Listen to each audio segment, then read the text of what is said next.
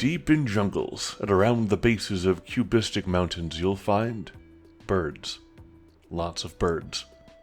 And around those birds you'll find the Quetzali, a tribe of avian worshipping defensive specialists, and one of the friendliest groups of people you'll ever meet. The Kazali are defined less by who they are as individuals, and more by what their society revolves around. Their culture is underpinned by its three main loves: devotion, diplomacy, and defense. You can take any aspect of their culture, such as their large use of shields, their elaborate headdresses, or their way of speech, and relate it back to one of those 3 points. So, let's talk about these points individually to paint a pretty picture of who the Kazali are. Among Polytopians, they are the best known for their love of birds. Their idioms, cuisine, clothing, traditions, and entire religion point skyward. They revere the unseen pantheon of bird gods, who they believe reside above. And they treat feathered creatures as divine messengers. But why birds? The accepted story is that after the ancient civil war, Polytopians migrated outwards, and the proto-Quetzali found a kinship with the birds of the jungle. Like Polytopians, birds are genderless, egg-laying, and bipedal, which is enough to forge a religion that reflects both the avian world and the Quetzali's place in nature. Everything from their food to their politics has that religious undertone. If it has a beak and feathers, the Quetzali will worship it, cook it, or try to become it. The Quetzali are not aggressors. They prefer friends over enemies, allies over rivals. Ask any other tribe and they'll tell you the same thing. The feathered folk have an unhealthy obsession with birds, and the largest embassies you've ever seen. Diplomatic visits are full productions. Horns blaring, maracas rattling, birds screeching, and that's just their version of a hello. Negotiations are followed by bird gifts, bird puns, bird dishes, and yes, bird poop in the meeting hall. And if you can handle all that, you'll have a loyal ally for life. This interest in diplomacy is tied to their core teaching of kajal, the act of rushing to someone's aid, even strangers. A Quetzali's kindness is legendary. An untrustworthy Quetzali simply doesn't exist. Politically, they're a theocracy, led by the All-Feather, part priest and part politician. When an All-Feather dies or steps down, the Teachitelshi ceremony sees children gather at the temple of Ishtawap with food offerings. One lucky child is chosen by divine sign to ascend and spend their youth trained in piety, diplomacy, and politics until they can rule.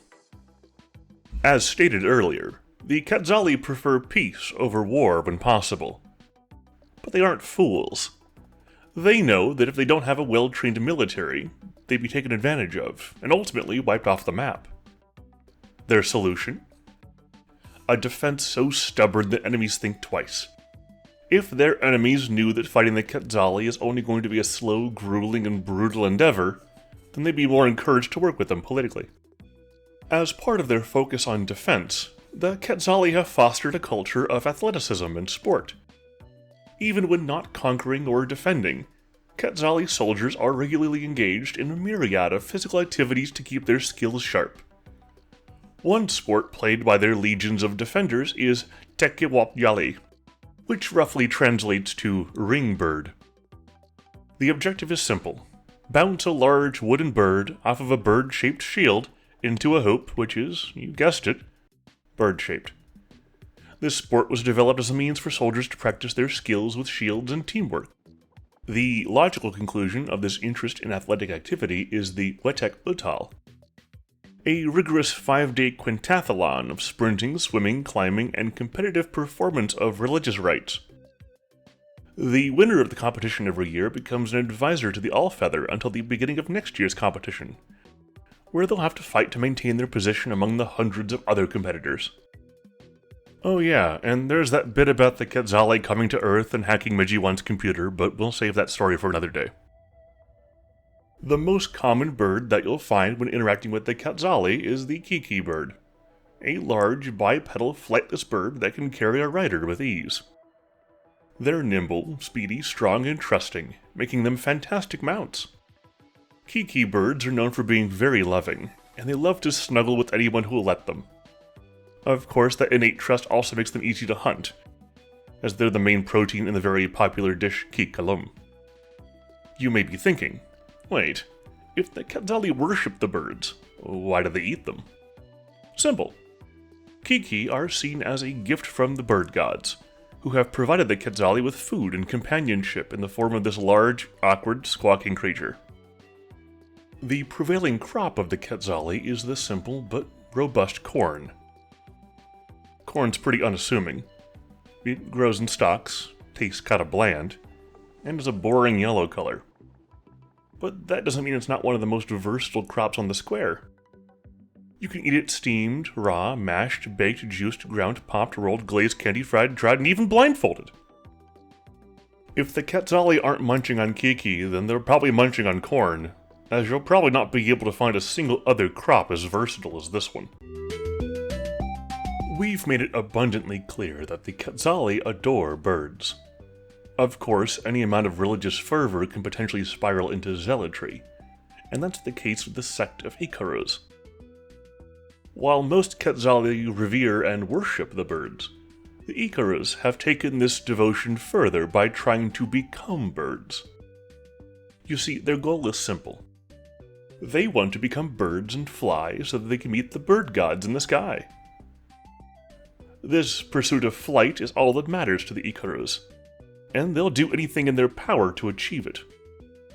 We've all got our obsessions, you might think, but the Iqaruz take this to a whole new level, as the collective hyperfixation on flying is their religion.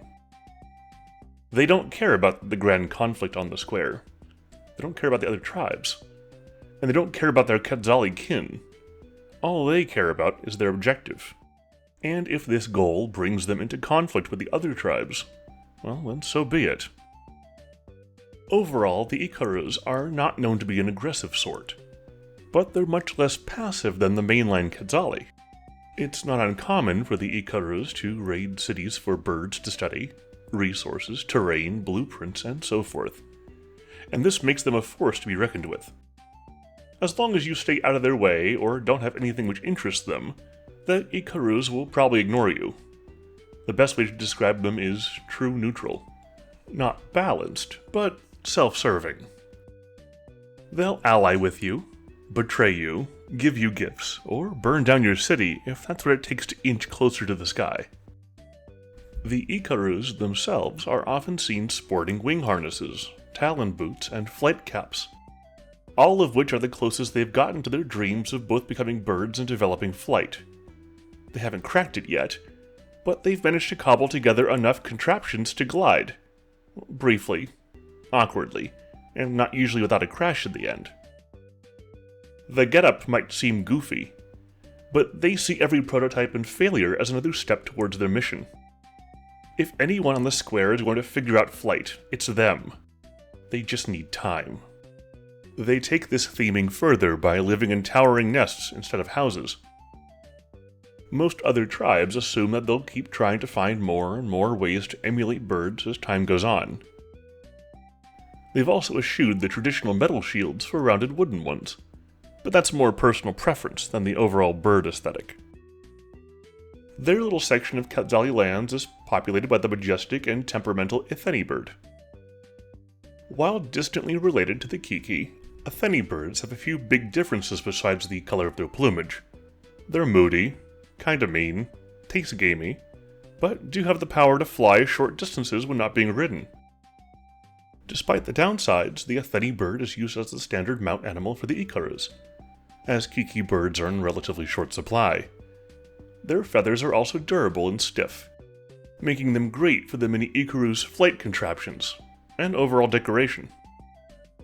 That's the story of the Quetzali. From birds to shields to diplomacy to flight and back to birds. They're definitely one of the square's most unique tribes. Remember, may your defenses be strong, your friends be close, and your birds even closer.